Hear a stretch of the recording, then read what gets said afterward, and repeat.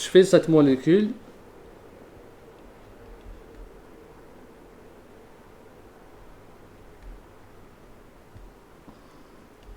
qui porte la fonction cétone et la fonction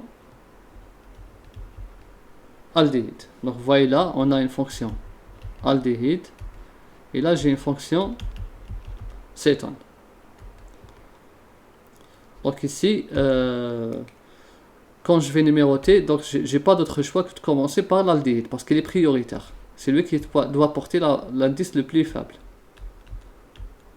Donc là j'ai 6 atomes de carbone et l'aldéhyde c'est la fonction, c'est la position 1.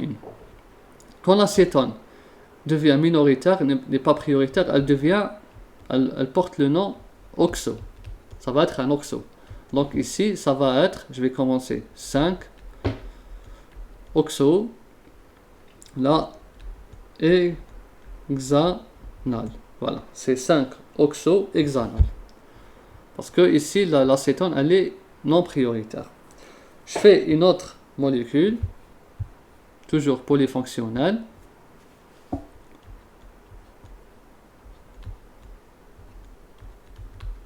Ça.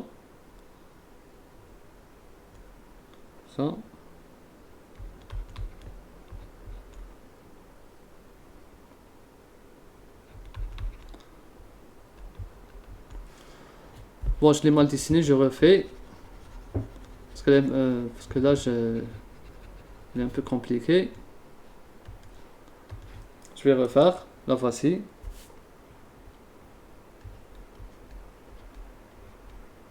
Donc comme ça, j'ai ça, comme ça.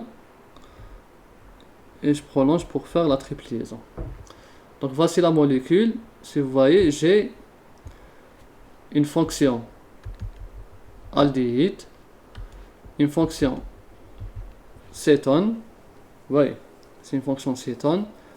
Bon, je vais ajouter une deuxième de préférence pour mieux comprendre.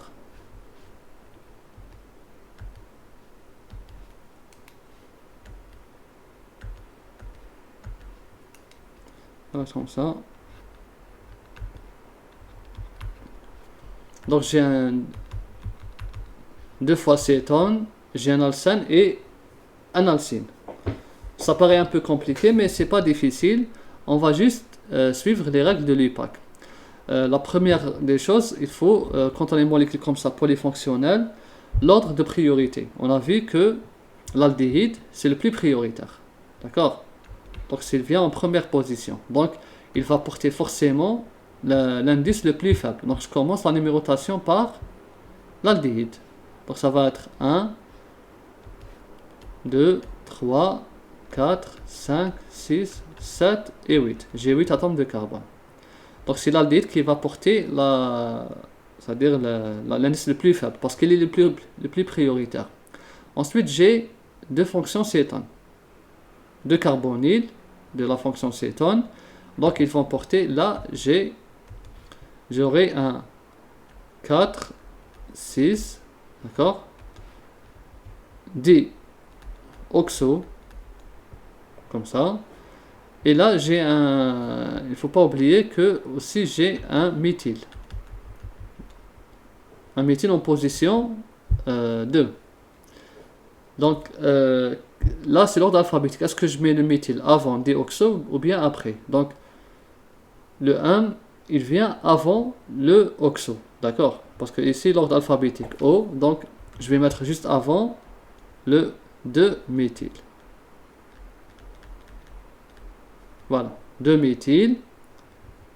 Donc là c'est la première, c'est l'alkyle, d'accord? Parce que l'alkyle c'est en bas de l'échelle, c'est le moins prioritaire. Donc c'est le 2-méthyle, 4, 6, déoxo, d'accord?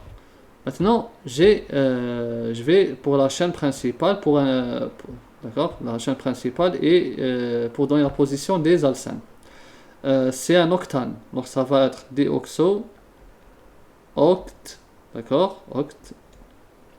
La position, je commence par l'alcène, d'accord, par l'alcène. Ensuite, je vais faire l'alcine. L'alcine parce que c'est le E. Donc, oxo, déoxo, oct. Ça va être 2, comme ça. Oct, 1, comme ça. 7, in.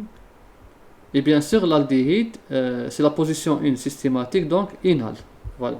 Voilà le nom systématique. C'est un 2 méthyle, 4, 6 déoxo. Ensuite, j'ai 8 atomes de carbone, oct. En position 2, j'ai l'alcène, 1, accent grave.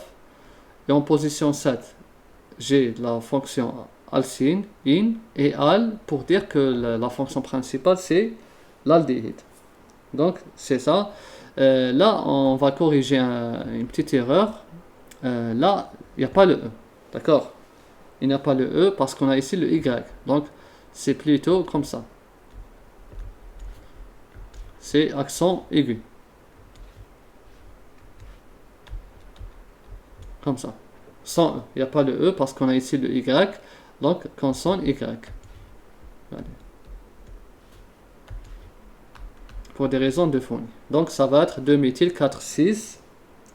Déoxo, oct, 2, N7, inal. Comme ça. Je fais une autre molécule. Donc là, le plus important, c'est de connaître l'ordre des fonctions. Si vous connaissez l'ordre des fonctions, ça va être très facile.